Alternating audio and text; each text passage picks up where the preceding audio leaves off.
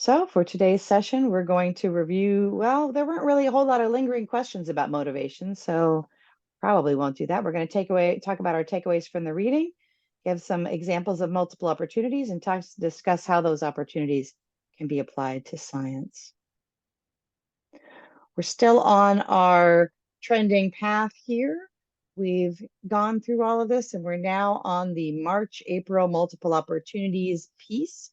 We've got that going, and then our next one will be going into how do we actually implement this.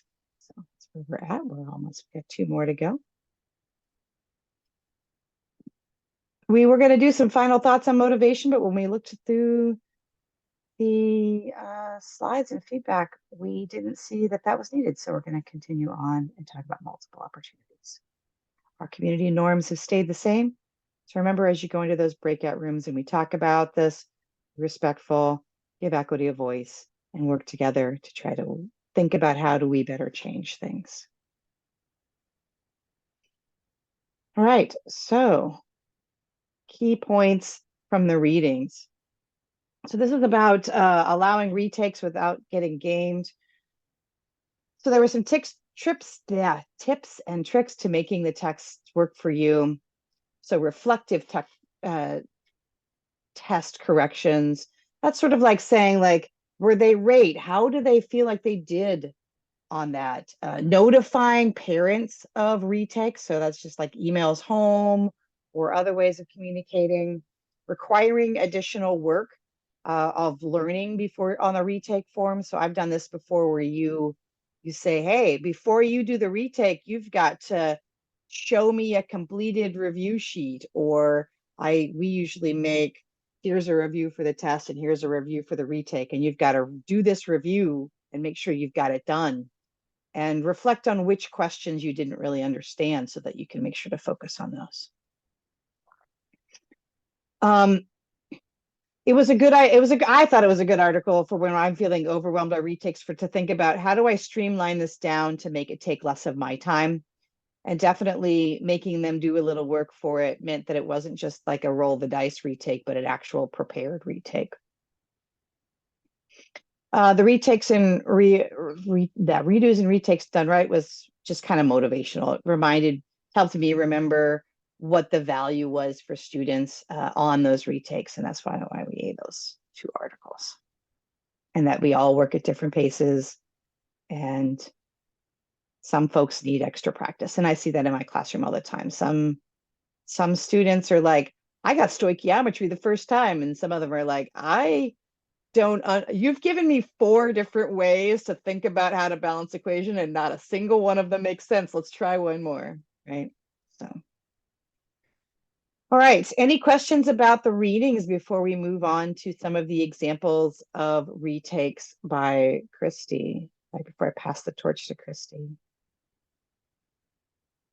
All right, gonna move on. You're up, Christy.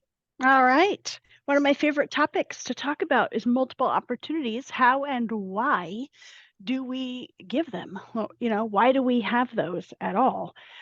Also looking forward to next month when we meet to talk about pushback to multiple opportunities and just the number of recurring things that I hear about why we shouldn't do multiple opportunities. So looking forward to that conversation also. Ready to advance the slide. So just in general, why do we do them? Well, putting an artificial timeline on learning seems to go against the grain of education itself, right? Like in high school, we do have some very clear line in the sand time boundaries, right? Semesters, usually things are transcripted. College admission needs to know GPA and things like that, and we have to transcript them at certain times. So those are not artificial boundaries, those are real. But in terms of like saying something is due on a certain day and then there's no other opportunity after that to demonstrate your understanding, and if you don't get it by that due date, then you're done, just seems to go opposite of, go in the opposite direction of what we're trying to achieve as teachers, and that is to help our students advance and learn, right? Not everybody does it at the same pace. Not everybody does it in the same way. Um, and so just having that opportunity to have additional chances to show what they've learned is, I think it's so important. Um, when like we talked about the last couple of meetings, students are more motivated when they have some agency over their learning, right?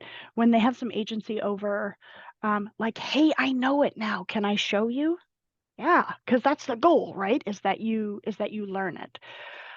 So there's definitely an increase in motivation. And then also it keeps this clear dialogue going between the teacher and the student. And then ideally also the parent about how the student is progressing in that knowledge. Are they still at the beginning stages? Are they making their way through? Where are they? And looking forward, how do they feed forward? How do they get feedback about where they go next? So those multiple opportunities provide all of those things. And there's lots of different ways to offer multiple opportunities. So when we started this, I heard Andrea say, and I'm going to give her a hard time about this. I heard Andrea say that our webinar or our homework, no, our webinar tonight is about retakes.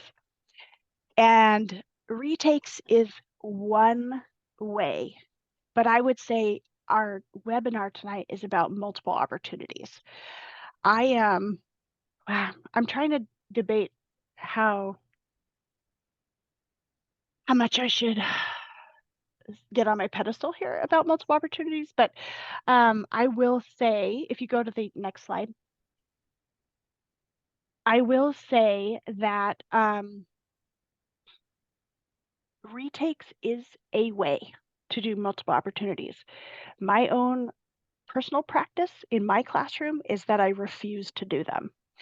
And the reason why is because it is not sustainable for me as a teacher to do retakes, to have so many different versions written and track everybody's extra learning that they're taking on and all of that. It's just, to me, that is an inefficient way to do it. And instead, I'm going to look at what I have coming up in the curriculum, and I'm going to spiral those skills all the way through the curriculum so that later on, we're going to see this topic again, and I can reassess you then. And I'm not creating anything new because I've already created it, right? It's already built into the curriculum. Now, with that said, I think you can do retakes. And Andrea has given us some good examples of that, about how she tracks students. I think that's very much a potential way to do it. I have tried that in my classroom, and I quickly realized, like, man, this is not a sustainable practice for me. I cannot keep this up. And plus, if you're trying to write mastery level questions, maybe it's just me, but it's hard to do that. It's hard to write really good master level questions. And I have, I'm thinking of like an exam, and I do have a couple of versions of an exam, and I have maybe 4 versions of that master question.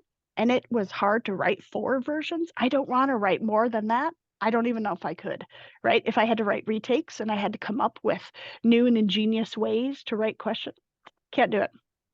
It's probably my shortcoming, and you guys are amazing at it. But I just want to invite you to look at some other ways to do multiple opportunities. So you'll see here, we're going to go into breakout rooms in a minute. And instead of me talking through each one of these, we have a slide or slides that go with each of these examples. Notice that they're in different content areas. One of them is in science, right? One of them is in math. But I want you to look at the other ones to see how can you take that technique or that strategy of a multiple opportunity, and how can that fit in your science classroom? How could you make that work in your science classroom? Because I would argue that these strategies are content agnostic in a way. Like, you can really apply them, any of them, to science. It's just a matter of like thinking in your practice, in your classroom, how can you make that happen? So in your breakout room, I want you guys to talk through and look through the slides together. Maybe someone can project their screen and you guys can sort of talk through what is the strategy, how's the teacher using it, and then what can that look like in science. Then on slide 25, there's a spot to record your thoughts. Maybe it's the one you guys resonated with the most, or maybe it's a couple of them. You know, whatever it is, what was the main takeaway from what you saw on these 6 slides with your group? It's a regular report out slide that we have after problem of practice. We're not doing a problem of practice today, that's next time. But we are looking at these opportunities as a group and trying to figure out how can we make that work in our science classroom. So before we go, clarifying questions about what we're doing. I have you guys split into 3 breakout rooms, and if there winds up being a breakout room where we don't have enough people, I can move you to a smaller number of breakout rooms. Do you think it would be better to have conversations with 3 people, or you could have conversations with like more like 4 or 5 people? Which sounds like I'm on the fence here as to whether I should recreate it with 3 people in a room or 4 to 5 people in a room. Well, I think we have a beautiful number to have 3 per room. Okay. So that would be my vote. All right. So we'll leave it at 3. I want to make a comment about what Christy Please do. said. Please do. And that is just that like retakes are the most time intensive and the most labor intensive way of doing this. Maybe not the only way of doing it. And they're more sustainable if you have a team of people working together to make those retakes. I'm in a Totally. situation right now where I have been in a situation in the past where I didn't. And when I did not have a team of people helping me make the retakes, it was much, much harder and much better to just do the multiple opportunities. And maybe then I wonder which one's better for students. I'm not sure. All right. When we are going to have one person drop off, which is going to make one room of 2. So if that leaves you guys uncomfortable, I can actually, why don't I make the rooms 4, and then when that one person drops off, then it will be all right. So I'm going to recreate the rooms really quick so that the one person, when they drop off, will leave 2 rooms of 4. All right. I'm going to go ahead and open all the rooms. We'll show you the attendance tracking in a minute. I'm going to go ahead and pause the recording. A lot about we talked a lot about just making it sustainable, obviously, is a big thing, and how to use feedback effectively and in a way that's not just overwhelming. Some of the slides that you guys had us look at, we were trying to make sense of what the slides were exactly. Like the math one, we were like, what what is this? And it could just get very overwhelming for the teacher. And do we want to spend so much time giving our students feedback and training them to give each other feedback? That seemed to be a thing in the slides of how do you how much time is it worth for the teacher to spend teaching the kids to give each other feedback. And we talked a little bit about just if we can have assessments that are built to challenge kids a little bit, but not so far ahead of where they're at that they get frustrated and give up. And so just having more resources scaffolded within our curriculums. And we talked about like 2 of us were teaching patterns physics for a long time, and we got excited about the idea of doing a PLC to like share all the different adaptations and things that people have done on that curriculum and different ways that, because I was sharing about one of my colleagues here in this school district that's done a lot of work around creating different assessments within that curriculum for different levels of like, there's the honors level assessment, and then there's like the kind of on target assessment and the kind of like working toward the target assessment. And it's all built into Canvas. It's very cool what she's done with it. And I think that's a good way to approach this multiple measures thing, is to have it be scaffolded for different meeting kids at different places where they're at. but yeah, that led us into a thing of thinking about talking to other people that teach the same thing as us and doing a longer than just that 1 day training of here's what unit 4 is again. But like, what have I done to change this to work for my students, and what other things have I, found out about and incorporated and share those out with each other. So I love the idea of like a assessment PLC, or like a support, like a differentiation PLC on the different. I know we've tried it a little bit before, but I don't know that it's always, sometimes it works better than others. It depends on how engaged people are. Christy, would you be interested, or I don't know if group 1 is interested at all, or if we should finish with group 2 first, but do we want to go back and talk about one or two of the slides that people found confusing? Yeah, I'd like to go back and look at a couple of things, but I thought maybe let's hear from group 2. Okay. And then we can definitely do that. Group 1, thank you for sharing. Yeah. It sounds like you guys had a lot of kind of strands of conversation there, which is awesome.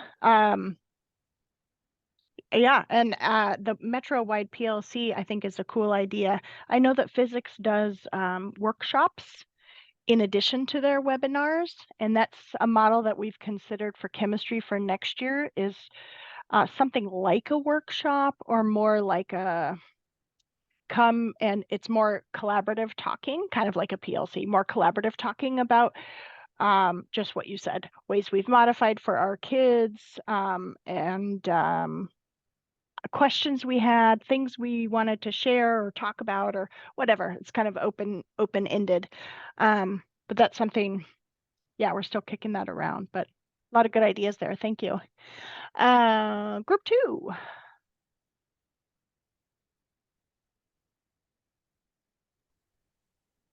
So we looked at looking at the various things we saw there. We saw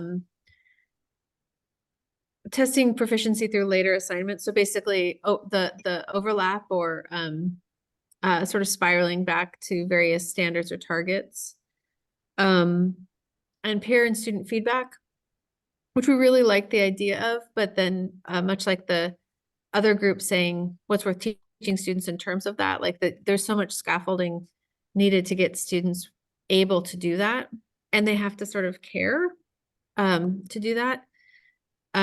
We need them to understand the requirements, and we both teach 9th graders, so we feel like our students would need a lot of structure for that sort of peer feedback. Like they would probably need a paper in front of them with question prompts and maybe a checklist even of like the things they should be looking for and questions they might ask their fellow students about their work. So it would need to have a lot of structure. The other thing that we talked about was that we didn't see a lot that was sort of around kind of correcting tests or assignments. So sort of letting kids go back and sort of like revision, but not so much in sort of a larger project or writing assignment, but more like, being able to correct a test, but perhaps after having a chance to study again or show that they have put in some work, to sort of keep it from being just a constantly retaking or recorrecting a test. Amy, is there anything I missed? I feel like that's mostly what we talked about. I was just thinking about like what you said about like, giving them kind of like how like in English they kind of get the peer feedback and stuff before they turn it in, like in that one English one, but then like us giving them more direct feedback and then responding to it before they turn it in and get a grade. So like they turn it in, but they don't get it graded. They get like feedback from us without a grade, and then they have to return it in after responding to that feedback with the grade, and then they'll get the grade from that type of a thing. Like if you want to speak more to that. Yeah, I had just seen something recently about that, so feedback before grades, that rather than giving them like, here's your score and feedback, because a lot of students are going to be like, whatever, an 8, it's great. I'm moving on. And, but if they get feedback first and have an opportunity to sort of address that feedback before they get an actual score or grade on it, then they might be more likely to make those revisions, because it doesn't feel like it's final. It feels like it's just it's in process.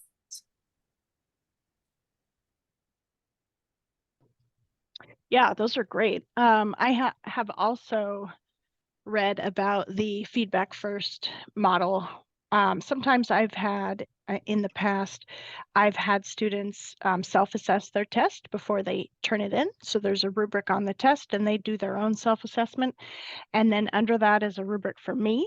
And then I assess it. And then we kind of we compare, and sometimes it's really interesting. Sometimes they're spot on and sometimes they are so way off. So that's fascinating feedback for me as well, right? When we're so far off. What was I going to say? Oh, about the teaching students how to do feedback. Totally agree. I mean, I think you have to weigh time spent, value added. You know, what is it? What do you hope to get out of it? How much time can you commit to it? They totally can't do it unless you train them and practice and practice and practice and practice and practice. What I have found more valuable, honestly, is every time we do some formative piece in class, whether it's the exit ticket or the bell ringer or a practice problem or whatever, then someone volunteers their sheet, their, what they wrote their answer on, and I sort of, quietly collect it. And then that's what I put under the overhead, and the rubric's right next to it. And we evaluate it right then and there together. So we practice using the rubric. Same thing. They won't do it. They don't know how to do it. They're inefficient at it unless you practice it over and over and over. And the idea being that they are getting good at assessing work and their work, most importantly, their own work, so they can see where they are on the learning progression. It just, to me, that has been time. The time is worth spending the time. It's very much worth the effort because I want them to have that skill. And the peer grading, yeah, not as much. I have found, but I think it depends on what your outcomes are, what your goals are for them. What do you I've think, seen a lot Andrea? more buy-in for the, I've seen a lot more buy-in in my classrooms or for the whole like take a piece of student work and put it on the board, especially one that's wrong, and be like, okay, what's wrong with this? Let's talk about what's wrong with it and what it should be. There's a lot of buy-in for correcting someone else's work, but you have to do it in a way that doesn't make the originator embarrassed.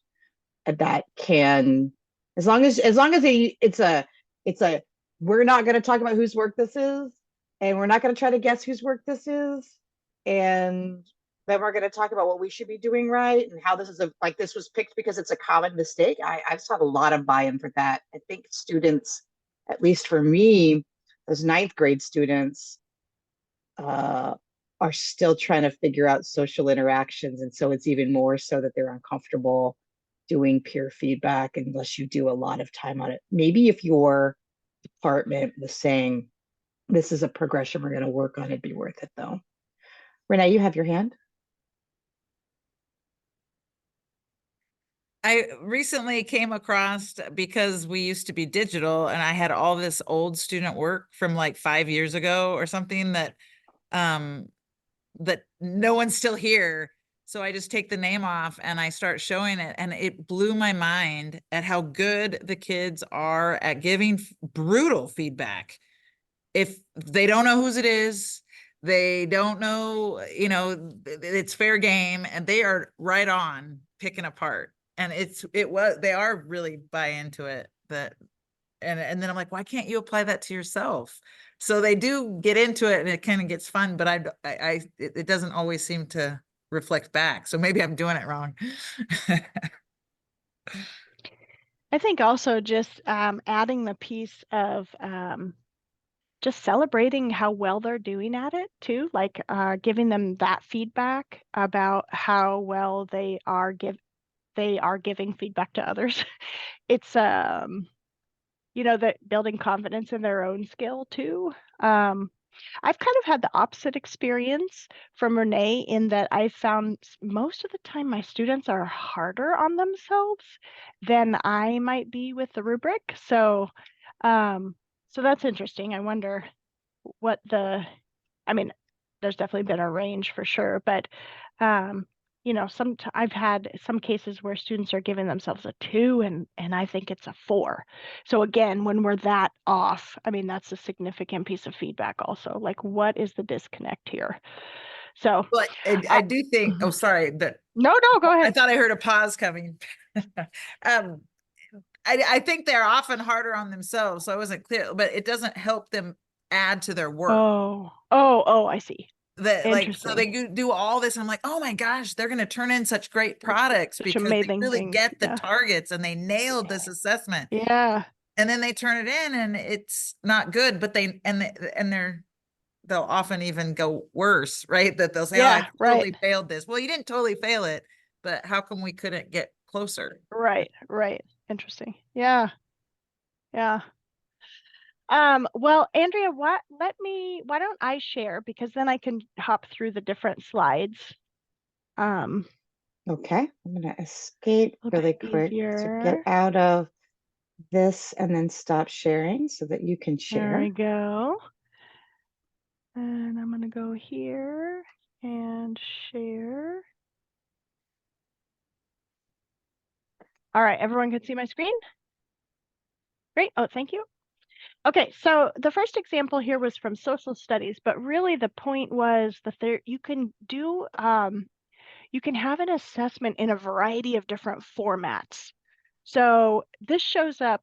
My first thought for a chemistry curriculum is this shows up in Unit 7, where at the end we have multiple and varied projects, which are different ways for students to demonstrate their understanding of thermochemistry. We have a design project. There's 2 different hands-on labs in there. There's more of a research project, and they're all different topics. So it's just like what resonates with the kiddo the most. And I often talk about with the students, like when this shows up multiple times over the year, meaning we have opportunities to choose our own mode of explaining what we know.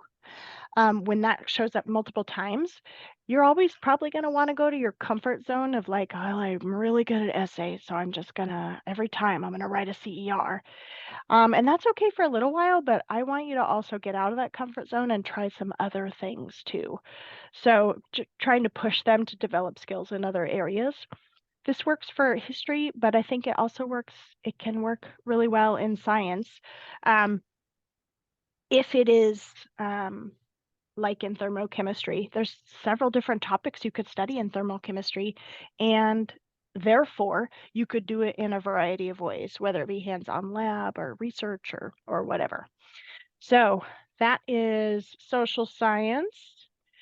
The SPED one is for working on like specific goals that students have. So, or specific skills that you want them to improve in. So if you have a group of students that really need to work on CER writing, you could group them together and you could give them the same activity, but maybe they're working on different parts of the CER separately. So each kid has individual piece that they're working on with CER, but they're still collaborating and talking about it, is one example. Perhaps also it is designing an experiment in a lab. I have a group of students that is their challenge area and that's what they need to work on. So they're collaborating here around writing a procedure for a lab, focusing on different aspects. A little bit of like a workshop model, sort of, where they're collaborating, writing, getting feedback. This is my chemistry example. So this is where it's spiraling through. And I want to look at this one because it's a little bit more detailed. This is just by the learning target and then the different topics that I'm going to be teaching in that learning target. This one goes into even more detail. I just made this one the other day. And I'm going to zoom in. I'm going to try to zoom in just a little bit, see if I can get a little, everyone can still see that. Yep, okay. So here's those same topics in ALT 5, which is all about balancing reactions. And then here's our patterns activities, assignments, summative work, formative work, etc. So just all the things from the patterns unit. So you can see the X is where I'm hitting balancing reactions. So in this assignment, we're going to do it. In this one, we're going to do it. In this one, just look at how many times I'm hitting balancing reactions, right? So if they don't get balancing reactions in the first activity, which they probably won't, right? They're going to see it again and again and again and again. I mean, there's so many opportunities here to practice balancing reactions. Same with types of reactions, translating, predicting products, et cetera, et cetera. Notice there's nothing over here because I haven't taught these units yet, right? They don't know about this yet. And then as we go down the list, you see the X's start to shift more to the right, but I still have opportunities for balancing reactions here. I still have opportunities for physical and chemical change, predicting products. All of those are still represented, even though I'm all the way at the end into the next unit. I'm in stoichiometry now, and they're still doing all of these things and all the new stuff. And then as I continue down, I see your hand, give me 1 second. As I continue down, the X's are shifting even more to the right. Look at all these still with balancing, right? So many opportunities for balancing. I couldn't get my top row to hold still up here. It wouldn't freeze. I believe that this one is like mole ratio. So in unit 6, lots of opportunities for mole ratio, still some in unit 7, right? So this is what I like to do at the beginning of a semester with my common course team. So other teachers who are teaching the same class, is we do a mapping of our whole semester. So we can see where are all of the multiple opportunities falling across the 3, however many units that we're planning to do in that semester. And then letting kids know, okay, let's see, I think one down here, this one right here, there's 4 opportunities total for this topic, whatever this one is. Let's see what this one is. Potential energy diagrams, 4 opportunities for that. And if someone doesn't turn something in, that's all right. You just missed that opportunity. The next one will be this one. Right? And so there's a little bit of an opportunity cost when we don't turn things in. That means we just have fewer opportunities to show. But there are still some built in. It's not, if you don't turn this in, forget it. You can never demonstrate your learning, right? There's more coming up. Amy, what you got? I'm curious how this translates to your grade book. Yeah, great question. What I like to do is, and it requires some tracking on the teacher's part, what I like to do is give the highest score achieved in each of these topics. However, I always tell the students, I need to see the highest score at least 3 times, 2 times, whatever. I need to see it a certain number of times before I change it in the grade book. And that's because, if a student gets a 4 right here with balancing reactions, I don't want them to go, oh, I'm good. I'm done now with balancing reactions. I never have to demonstrate again, right? Because I tell them, as we go down, the reactions are going to get more challenging, right? So you might get a 4 here. Awesome. However, they're going to get a little bit harder as we build our skills. And I want you to show me that 4 a couple more times. I know you can do it. Right? So that is the way that it translates into my grade book. I record the highest score of the multiple opportunities as long as they've demonstrated it X number of times. Now, my X number of times might be different for PE diagrams because on this grid, I only have 4 opportunities. And probably at least 1 or 2 of them are formative, right?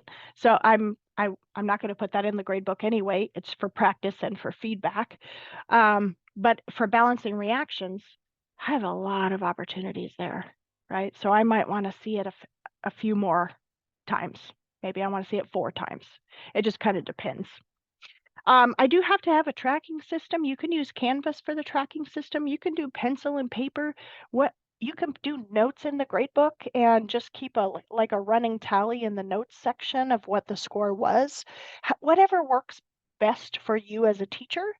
You can have the kids track it in their notebook. They can have a little tracker sheet. You could do it that way too. It's just I have found that's highly motivating for kids, right? Knowing that I'm going to update their score in the grade book if they get a better score.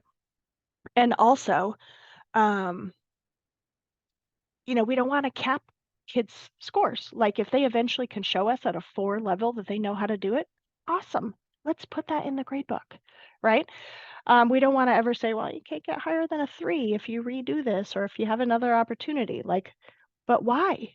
If the goal is to learn, if the goal is to demonstrate our understanding, and now we get it and it's at a 4 level, let's celebrate that and put that in the grade book.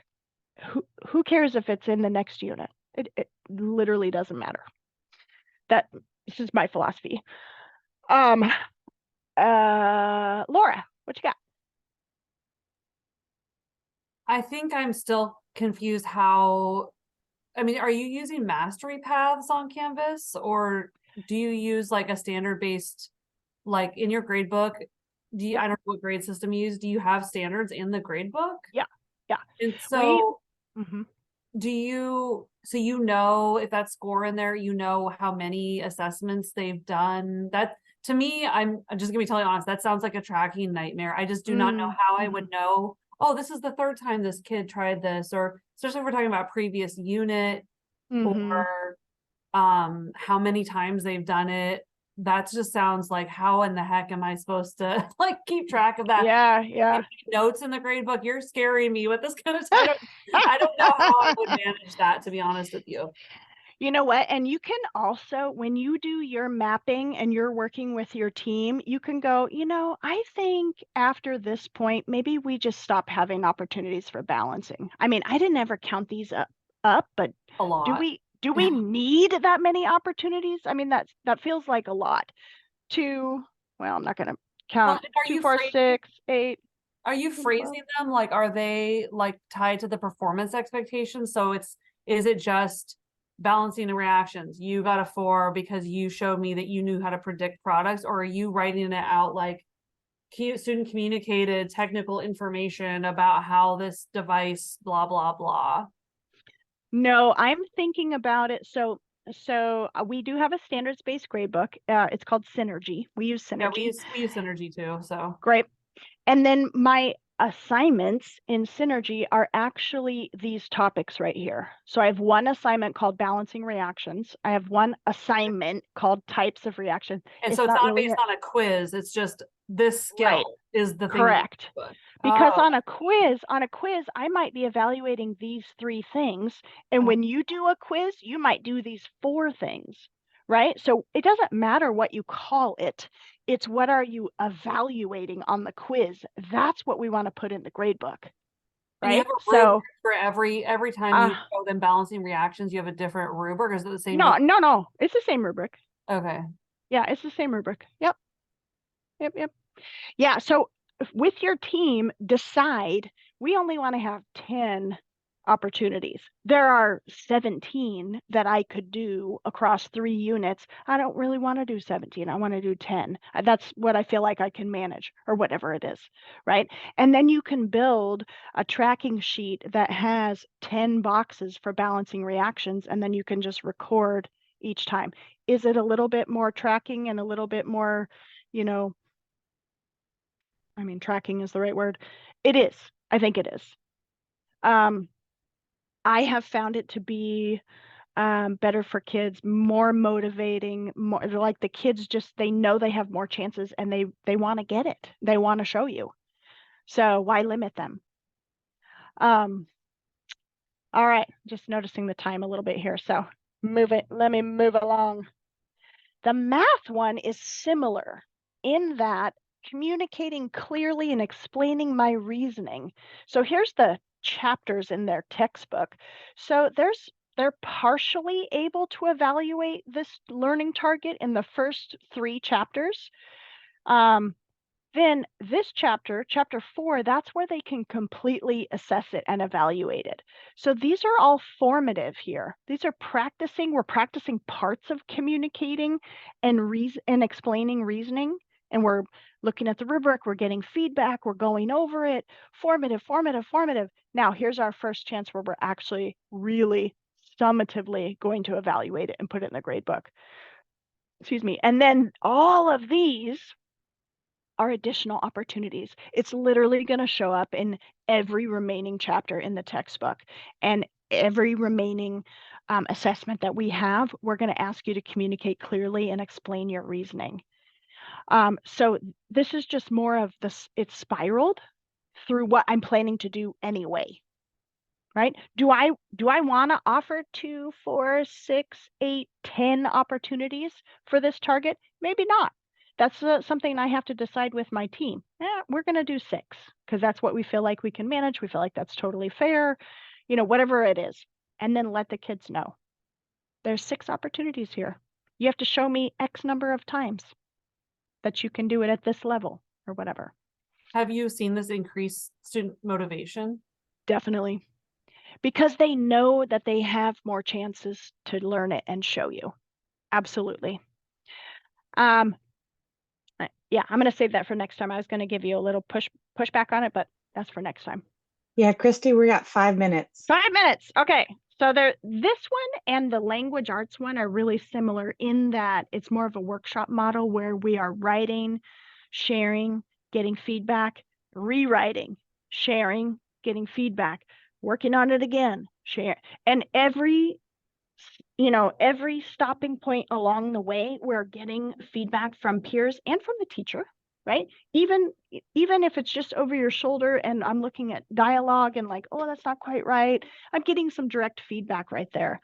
And this is a great way to do it. If you have an iPad in your classroom and you have your seating chart, as you're walking around and you're looking at kids and they're writing a prediction, or they're doing a data informed prediction now instead of a wild guess, and you're walking around and you're looking at how they're using the graph to make their data informed prediction. If they're not quite getting it, you might note that on your iPad or your seating chart and then pull those 5 kids aside. Okay, you guys, I want you guys to work on this part of this graph. Here's another data informed prediction. Work together, talk about it, and then I can drop in on that group periodically.